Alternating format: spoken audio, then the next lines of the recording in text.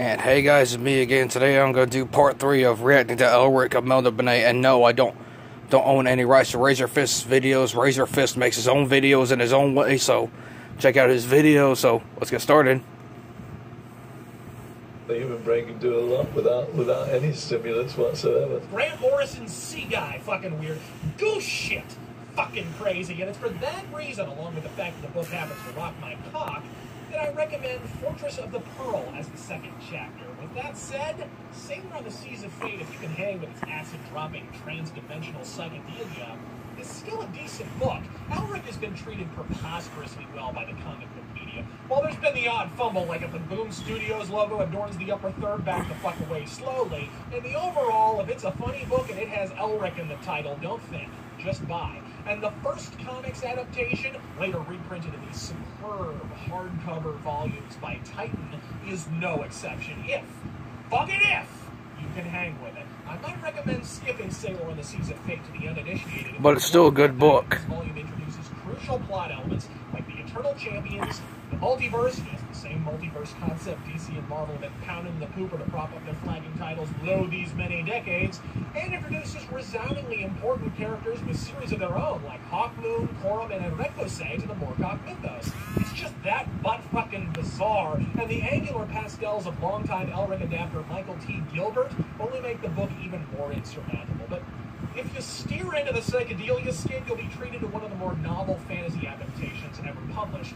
A dark fantasy novel, arguably one of the first, that is counterintuitively rendered in retina-scorching hot fucking pinks, blues, and purples. A bizarre choice, but there's some superb storytelling here. Michael T. Gilbert is one of the all-time masters of Art Nouveau, almost Rococo renderings spliced with geometric intaglios in lieu of traditional comic panels. It's brilliant. It doesn't flow as well as a story as Fortress of the Pearl, but if you just hang tight, the second half of the novel includes a more traditional Elric yarn, wherein the White Wolf is enlisted by a roving retinue of Tomb Raiders, employed as he first was introduced to the public.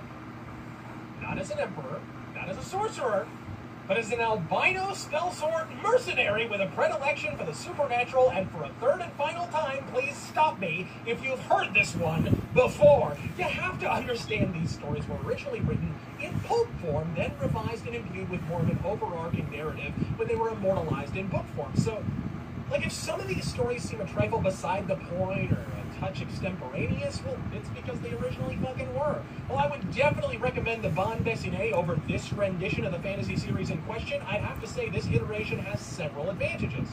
It's still in print. Unlike the recent adaptation, it collects the entire 6-novel series right to the grisly conclusion, and it is an almost word-for-word, page-for-fucking-page adaptation of the original text. Your name, sir. Elric decided he would no longer be at that particular disadvantage. Oh, names. Names, I have so many. The one I favor is Ericose. But I have been called Ulrich Scarsol and John Taker, and Ilium of Garethorn. To my certain knowledge, some would have me believe that I have been Elric Womanslayer. Womanslayer, an unpleasant nickname. Who is this other Elric? To the point of pedantry at times. Motherfucker, we can see a picture of Elric smiling. We don't need an ass-pounding panel painstakingly describing his motherfucking birth. But it's for that reason you can almost directly substitute this series for the books themselves. And be none the worse for the experience, quite frankly. That's if, of course, you can overcome the atypical artwork, which I readily concede is a thing never heard of. But it improves dramatically with my 5th and final recommendation.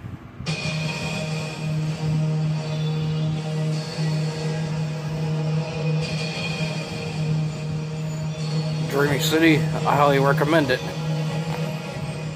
Confusion time again, kiddies. In terms of continuity, this is the 3rd book in the series, both in comics and in print. But it's also the first Elric story, both in comics and in print.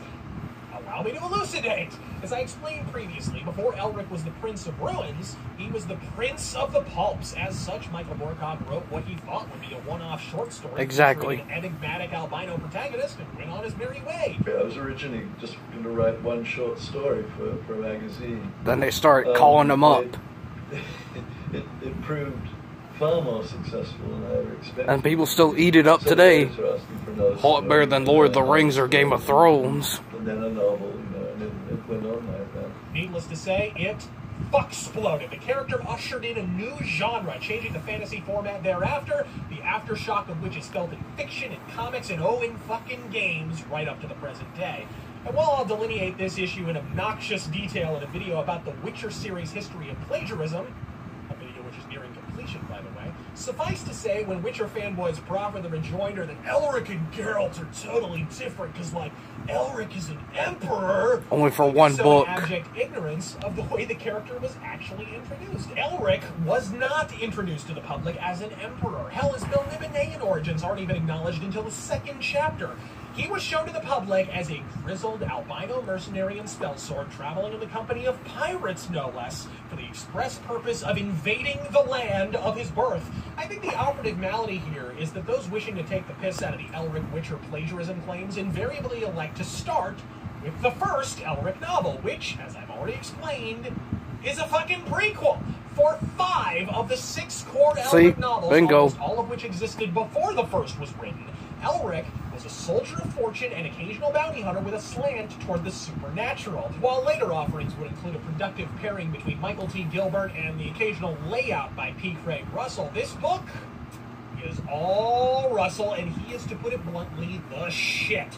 Best known for his work on the celebrated Sandman series with Neil Gaiman, Russell marries his latent Art Nouveau tendencies with an ornate, borderline Baroque quality, which, coupled with the pastel color palette, gives the entire book the quality of a stained glass window or a fresco splayed across a cathedral ceiling. Yeah, I grew up in comics with, you know, Eisner and Kirby and Ditko and all of that stuff, but I learned more about drawing from Rackham and Dulac and Harry Clark and Kai Nielsen and all of those people that I brought in. Paired just as Michael T. Gilbert was with the great Roy Thomas, the adaptation is just as faithful as it fucking gets. Every word lovingly transposed, unwaveringly from the original text, utterly unflinching in its literary origins. Absolutely no one would ponder for a moment translating a novel to comics in this way in today's market. The medium has simply evolved too much. We like our funny books to be a butt-fucking movie, and that's fine. But the happy byproduct of that development is that the Elric series, in this case published by Marvel's Epic Line, is a true original. Nothing looks, feels, or fucking reads anything like this in all of comics, and The Dreaming City is its uncontested peak, the comic adaptation from which all further Elric efforts flow. Well, that does it for the top 5. Well, hope y'all enjoyed this video. Please like and subscribe to our channel, and I'll see y'all next video.